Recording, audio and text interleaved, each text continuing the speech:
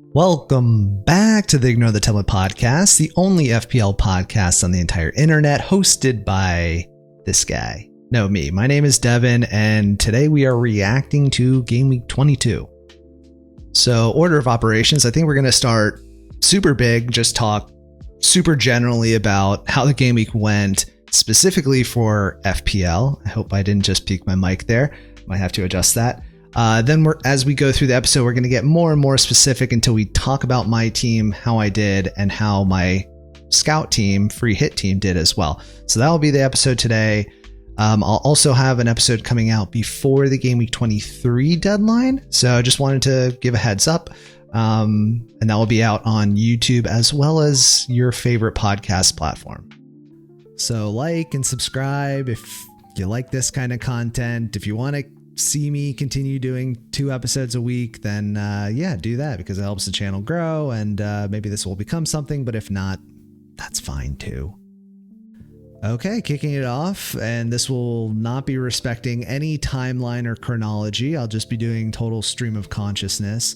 And the first thing that comes to mind, because I recently just finished watching the Brighton-Bournemouth match, is that Marcus Tavernier, who I've been a big fan of, his underlying data looks really good.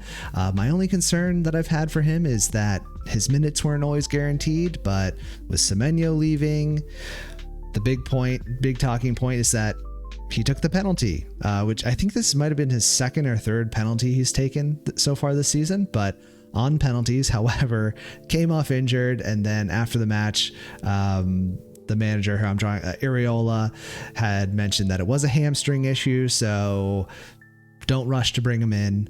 I think they play Liverpool anyways, which I guess is not that big of a competitor at this point in the season. But yeah, Tavernier I wouldn't be rushing in just because of the injury, not because of the fixture they have, but also probably the fixture. Another one pertaining to Liverpool, kind of eating dirt here, but Mark Gehi to Man City has been confirmed. So you probably, if you have him, you probably saw his jersey switch from a Crystal Palace one to a light blue Man City kit. So if you have more than 3 Man City assets, you're going to have to sell one. I guess you don't have to, but in order to make any transfers, you have to move a City player out first. So I think I've mentioned that before. It's pretty common knowledge, but just wanted to get that out there because now with Semenyo and Gehi going to Man City, it's pretty likely that a lot of people, if you had, like, everyone has Haaland, most people have Foden, quite a few people had Semenyo and or Gehi, and then also like O'Reilly is pretty popular. Gvardiol, not so much. He got hurt anyways, but yeah, just wanted to throw that out there. And really the main point about Gehi is that he basically has to start, I feel like. So I'm going to be holding him onto my team. They play Wolves next, which is very convenient. So yeah, I think I'm just going to hold and reassess as the season goes forward. But I think Gehi to Man City for FPL seems pretty good. Not bad. AFCON players are back. AFCON has wrapped up, and if you didn't watch the finale, the final between Senegal and Morocco, highly recommend it. It was absolutely bonkers. So just check out the highlights. I don't need to fill you in, but yeah, AFCON's done. So that means the African Cup of Nations players are coming back. Some have picked up injuries. I know Pape Matar for Tottenham, there was some sort of illness or something. He wasn't able to play the final.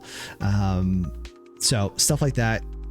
We'll reconvene on those types of things closer to, or in the next episode when I talk about planning for Game Week 23, but something just to think about in the meantime, I'm definitely looking at Ismail Assar is probably close to the top of my list. I know a lot of people are thinking about Mbumo, who played last weekend anyway, but yeah, good to see them back. Finally, we've got some more options coming back in because this past few weeks have just sucked.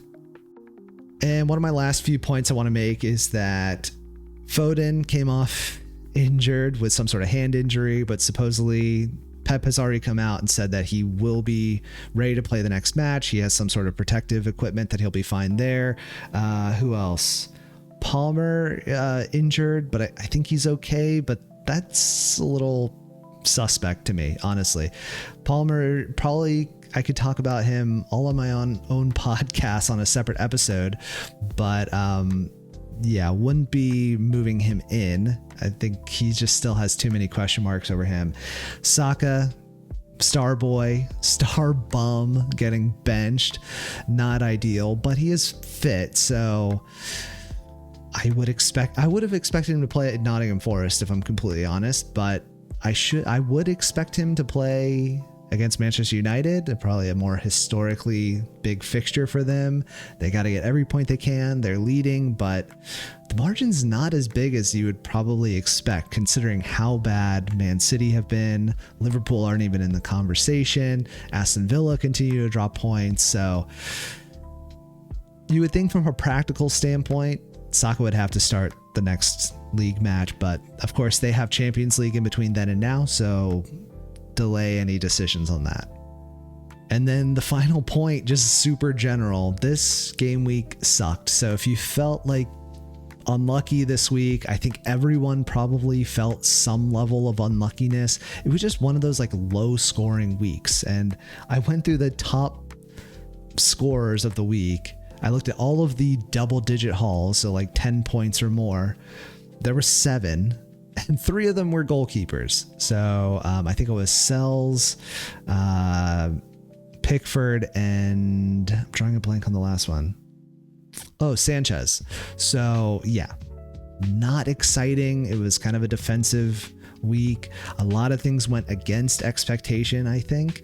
But that's something I want to get into. I want to go through every single match, because I had predictions for all of them. It'll be kind of interesting / hilarious to clown on myself.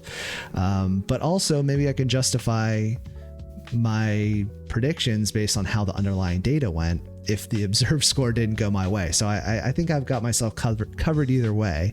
But yeah, let's just jump into that now.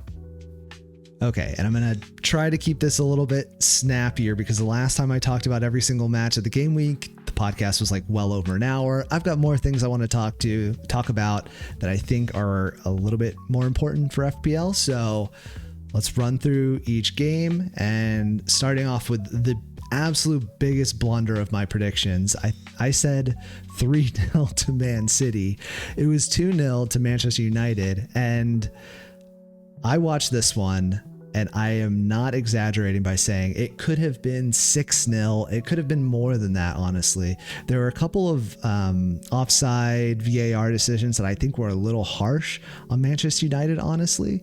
So the underlying data, about 3xG to 0.40.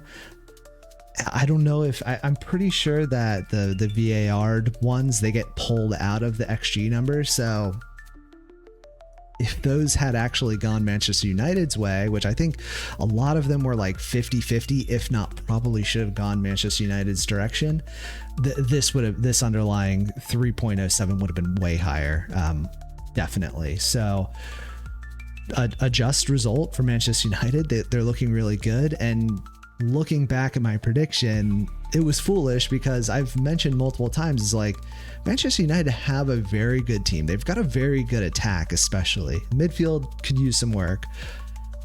However, they're just playing this nonsense Amarim ball where every player is played out of their best position, and it just made no sense. So just putting the players in their proper positions, although Dorgu was playing right wing, so I guess maybe that's not 100%, but just playing players in positions that suit them, I guess, you're going to get better results. And maybe this is a bit of a new manager bounce performance, but I would expect Manchester United to continue to do well. So that's something I want to keep my eye on. Chelsea-Brentford, that was an interesting one because the scoreline was 2-0 to Chelsea. Underlying data suggesting it's probably closer to a 1-1 draw, maybe a 2-2 draw. I predicted a 2-2 draw, which is not far off of what the underlying data suggested. We'll look at how individual players overperformed or underperformed, but it's pretty obvious Brentford maybe should have had a goal in that one. Leeds-Fulham next. That was bit of a boring one, honestly. 1-0 to Leeds. Underlying data suggesting 2 goals to, like, half a goal, a quarter of a goal, really. So I predicted 2-1 in that one. I guess that's basically what the underlying data suggests as well. 2-0 probably is more accurate, but yep, pretty straightforward. And then moving on to Liverpool-Burnley. Yikes. 1-1. Underlying data suggesting 3.5 to about 0.5. A lot of that is absorbed in the penalty that was, or not a lot of it, but like 0.7 of this is that missed penalty, which was a garbage penalty by Szoboszlai. So once again, my prediction of I had 3-1 to Liverpool, pretty close to the underlying data.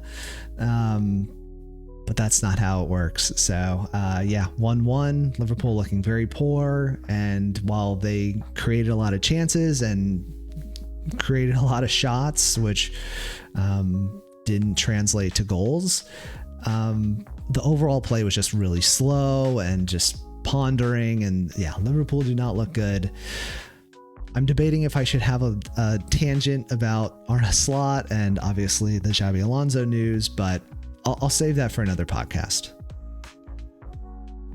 Okay, next up on the list, Sunderland, Crystal Palace. This was the one that I said absolute dead certain 0-0. And of course it wasn't. It was 2-1 to Sunderland. They played really well. Mukiele got the assist for the first goal, I believe. And underlying data just pretty reflective of the scoreline. That was a pretty straightforward performance. 1.85 XG to 1.15 XG. Crystal Palace, they're not looking good. And with Ole Glasner coming out and saying he's not going to extend his contract, he'll be leaving at the end of the season. I am a little fearful of holding on to Crystal Palace assets, and maybe Ismail Assar may not come in because of that. And maybe that's biased. Maybe that's not a data-led, evidence-led decision, but they just look poor, and they've looked pretty poor for a while. And with this news coming out, I just don't see the players being inspired to play for a manager that's not even going to be there. Next up, a very depressing match, Tottenham versus West Ham. I had predicted 1-1. That's basically how the game went up until the 90th minute, with Callum Wilson getting a 90th minute goal. And the scoreline suggesting maybe West Ham could have had an extra one. 2.77 XG to Tottenham's 1.65. And in terms of Thomas Frank, quite frankly, I don't think you're going to be in the job much longer. I would not be surprised if a interim was appointed before this episode comes out. So yeah, I feel like it's just a matter of time at this point. So unfortunately for Thomas Frank, who I actually do like, it's just not, I don't know, it's just not a good fit. And I thought it would be, honestly, but sometimes it just doesn't work. Nottingham Forest 0, Arsenal 0 was the outcome. However, the underlying data suggesting Arsenal probably should have had at least 2 goals, potentially 3, with the XG of 2.86, Nottingham Forest 0.32. So Arsenal created quite a few chances. Again, talking about the Saka benching, why didn't they bring him on earlier? Was there some sort of injury concern or what? But yeah, it was pretty clear. It looked a lot like the Liverpool match, where it was just a step too slow, creating chances, but just not that clinical edge is not there. I don't know if that's a personnel thing. I don't know if it's a tactical thing. It's probably a little bit of both. Martinelli, first of all, let's take a pause, because Martinelli is so bad. This is the worst I've seen a player just drop off after turning 23. He peaked. Yeah, so I feel like I don't understand why he keeps starting. If anything, if you want to put Mukiele on, or Madueke, there's a lot of M's and K's and all that.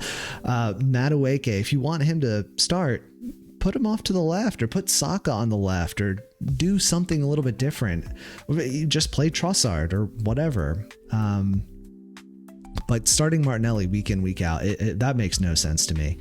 And then tactically, again, just very slow, patient, but I think overly patient. And it shows with the outcome. 0-0, you got to do more than that if you want to win the league, although they probably will anyway.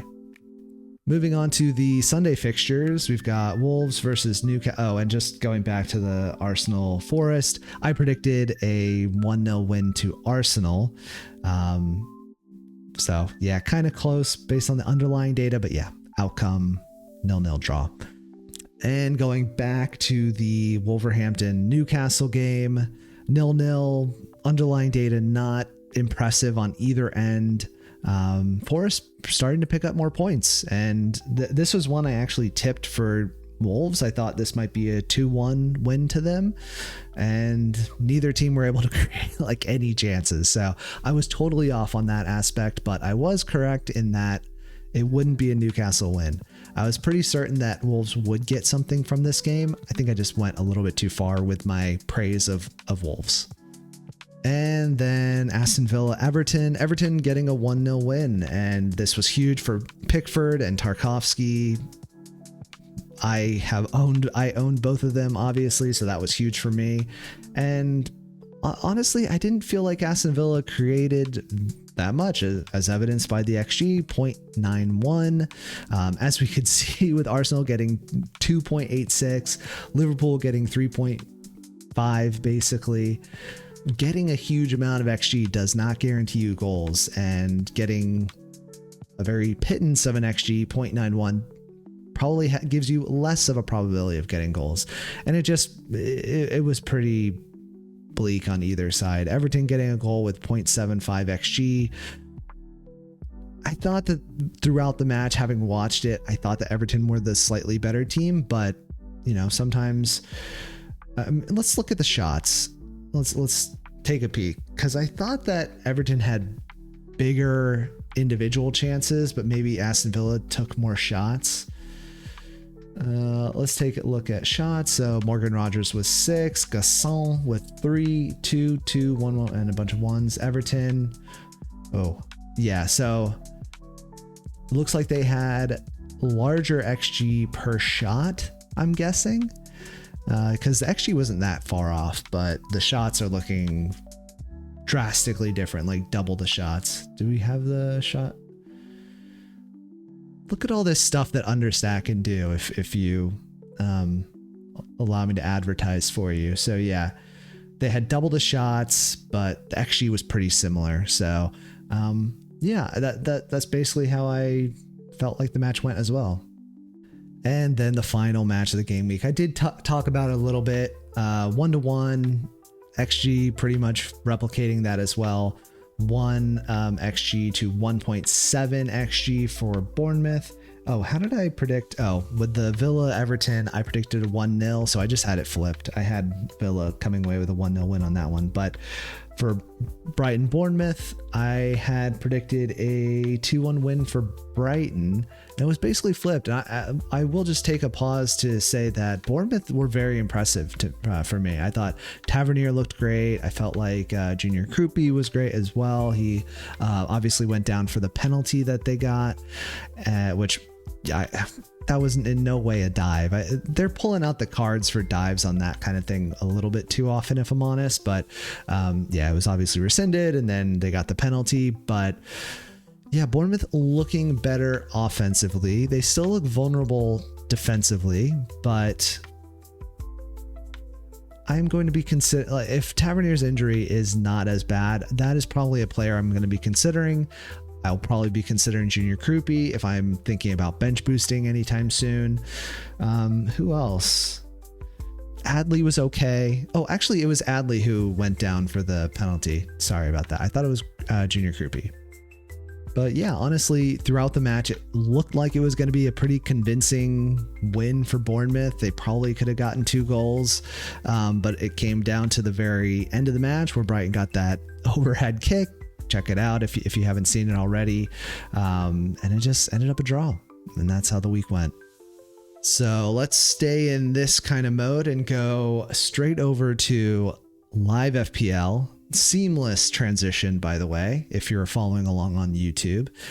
And yeah, I had a pretty good week, which is hilarious because last week, game week 21, I was thinking, I don't know if I mentioned it on the pod, but I was thinking this is a pretty certain green arrow, 2 in a row, pretty good pretty bad red arrow. This week, I definitely said on the pod, this is like a guaranteed red arrow. I'm just damage limitation, and a lot of things just ended up flipping in the other direction. So like 2 weeks ago, it was kind of the opposite, where I had a lot of players, a lot of my like differential players had good fixtures and they just didn't end up doing anything. And this week my like differentials had bad fixtures and they ended up doing pretty well. So I guess on the balance of things, it kind of evens out. But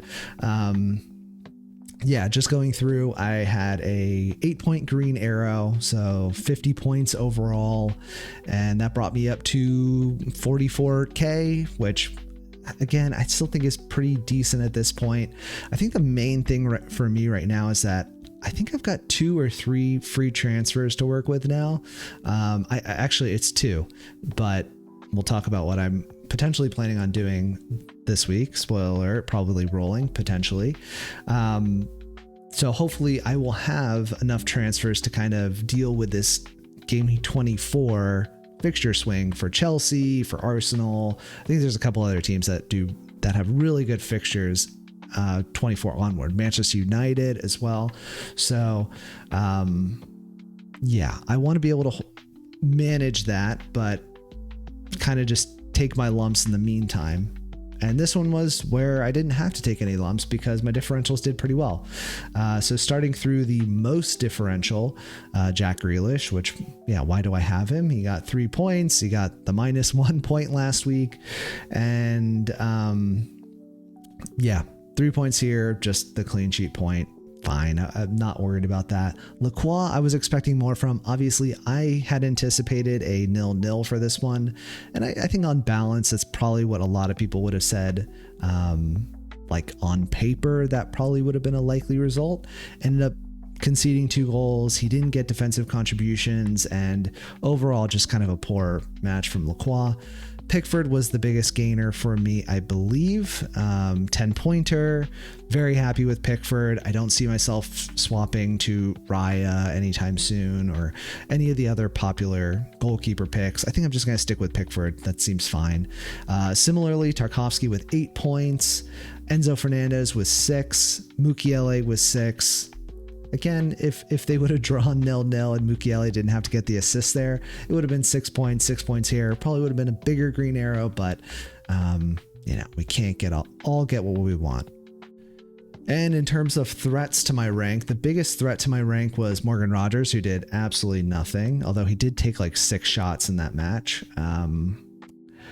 I guess a little bit fortunate there. Ekitike, that was one I thought, like, on paper, playing Burnley at home, how are you not doing anything?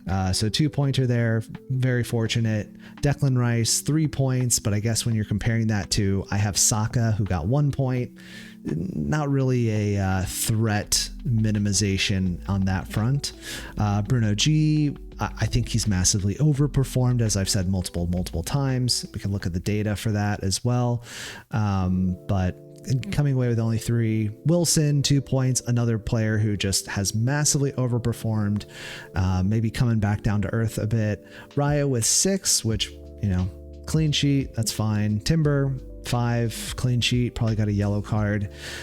So overall, in terms of threats to my rank, the biggest issues were Raya and Timber. I can deal with that. I've got Gabriel, so it minimizes it a bit, especially considering he came away with 8 points. So yeah, in terms of threats and differentials, pretty solid week, which contributed to the green arrow. And running through the rest of the team, we talked about Pickford, Mukiele, Gabriel coming away with 8, started Lacroix, started Tarkowski. I also started Margehi, which would probably not have helped anything, but Grealish got auto subbed on for 3, so that was fine. Saka with 1 point, coming off the bench. Foden with 1 point, coming off at halftime because of that hand injury. Enzo doing well. He's going nowhere in my team. Holland with just the 2-pointer. Captain, why do I even do this? And Thiago with a 2-pointer as well. On the bench, Dubravka with 5, Cunha with 4, Gehi, we know he was moving to Man City, so obviously he wasn't in the squad. I knew that ahead of time, and I probably could have made a transfer, but ultimately I don't think it was really worth it. Although I probably would have done Bruno or Cunha to Bruno, and that would have netted me 7 extra points, because I would have put him over Grealish. But yeah, we can't go back in time, and it was really a marginal call for me. So yeah, I think ultimately that was fine. Oh, and really quick, I just want to go through some big overperformers and underperformers of the week. Also want to highlight how ridiculous is Callum Wilson with 1 minute, 1 goal, with 1.01 XG. So he's slightly underperformed his 1 goal. I mean, by 0.01, it's the same. But yeah, absolutely insane from him. Brian Mbumo doing pretty well, 0.91 XG, getting a goal. So let's go down the pages to start seeing the underperformers. So the biggest underperformer we could see is Ugo Ekitike, 0.99 XG and nothing. So yeah, very fortunate in that one. Similarly with Szoboszlai, because he missed the penalty, 0.93. Gabby Jesus, 0.88. Evan Nielsen, 0.65. Coming away with nothing. Biggest overperformers, we've got Kostulas from Brighton with that overhead kick, an absolutely bizarre goal, by the way. 0.08 XG, coming away with a goal. Pino, 0.15. Marcus Edwards, 0.15. Although I thought that was a pretty well taken goal, honestly. Brian Broby, 0.17. João Pedro, 0.18, coming away with a goal. So big over performances there. And then from there, it's kind of a little bit more fair. But yeah, underperformers. We already went through those. Let's see, who else? Martinelli, but dog, you ain't it. Dan Ballard, 0.65. Geez, man, he is an aerial threat. Diallo was so good, by the way. Yeah, I could probably go on and on about the Manchester derby, but wow. Casemiro, even chipping in. Shada, the new West Ham striker, Garnacho. So yeah, just wanted to kind of highlight a few of those. Very interesting. We'll dive more into like how those stats impact the expected anticipated points when we dive into the data, which, by the way, probably should announce always at the top of the episode, I will be crunching the numbers and all of that before I record the next podcast, which again will be out before the Gameweek23 deadline. So the podcast will probably be out on Friday morning, and which means I'll make sure that I have ran the data and all that stuff Thursday night. Okay, and last up, I guess all we have to left to talk about. You would think that I would learn how to talk on a podcast, but no. So the last thing we have to talk about is the Scout/free hit competition, and another L for me. What a surprise. And the scores were shocking on both ends. So this was the team that I threw together for the free hit team. You can see on paper it's pretty decent, but when you look a little bit deeper, you've got Mark Gehi, who made the transfer after I had announced it, so I wasn't about to like swap somebody in and out. And at the end of the day, it probably would have been Van de Ven, who didn't do anything anyways. I think did he get a minus point? I don't know, but regardless, that's not how it works. We just go with the 11. We just put the bench on there to show that it's affordable and there's not like more than 3 players per team. So yeah, Roofs, Lacroix, Gehi. Before I recorded and put this team together, I was expecting a 0-0 there. You could see the thought process behind that. Gabriel makes sense. Van Dijk, you would think at home against one of the worst attacking teams in the league. No clean sheet, nothing. Cody Gakpo, I probably should have gone with Florian Wirtz, but would that have even impacted it? Yeah, I guess that would have actually swung it my way, but there was, I think, higher upside for Gakpo. He's shown more consistency in the league so far this season. Enzo did well, but basically he was pretty much the only player apart from Gabriel to return for the free hit team. Everyone else basically blanked. And that was pretty much the case for the official FPL Scout team as well. But however, my team got 31 points and the official FPL Scout team got 38 points. So 2 terrible scores, but the official one takes it this week, which means we have to crown another winner. So this week's winner is somebody who is active on the Discord, and I have to give him serious props because 82 points, absolutely crushed it. Bench boost was played, but it was a very effective bench boost. So got Dubravka 5 points. You probably would not have anticipated Dubravka to come away with 5 points playing against Liverpool, but alas, doing very well. Timber on the bench, Rodgers on the bench. Probably unlucky to get only 2 from Rodgers, and probably a little unlucky to only get 2 from Calvert-Lewin, but yeah, solid team, captaining Gabriel with your chest. So 82 points, absolutely dwarfs my 50 points. You can see, I guess the metrics are a little different, but I got a +9 green arrow. You got a 43 green arrow, 43 point green arrow. Absolutely bonkers of a score. So congrats, Luis Estevez. We'll touch base. Reach out on Discord. I'm sure we'll chat it up, and we'll arrange the $10 prize to be sent your way. So that's how the free hit scout team went this week. I cannot keep losing. I need to win one of these to maintain confidence. I think at this point it's tipped towards I've probably lost more than one at this point. So not a good sign for my free hit building capability. So take that information to the bank whenever I put together like official free hit teams. All right, I think that's going to do it for the podcast today. Like I said, I'll be back on I'll record Thursday night, post on Friday morning. So if you have questions for the podcast, definitely let me know. On that podcast, we'll be talking more about planning and strategizing and thinking about who to bring in and who to take out, because I know looking at my team, which we could probably just scan to really quick. That's not my team.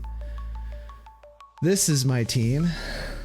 And just to give a little spoiler, Saka is on the chopping block. Foden is probably going to stay for the time being, although I know a lot of people are getting frustrated by him. He hasn't done anything in a long time. Haaland hasn't done anything in a long time either, to that credit. But the ones that I'm probably looking to move, Cunha, Saka, Grealish. And that's basically what I had mapped out last week as well. So I don't feel like a whole lot has changed, but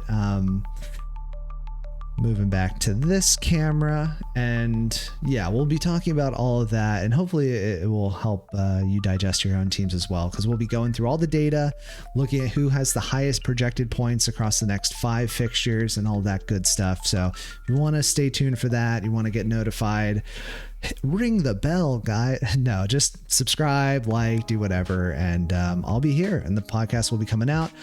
I'm also going to try to do chapter markers. Don't hold me to it. I'm going to do my best, but we'll see how that works out as well. But yeah, good luck. Hopefully you did well, and I'll see you in the next podcast later. I don't know why I snapped just then.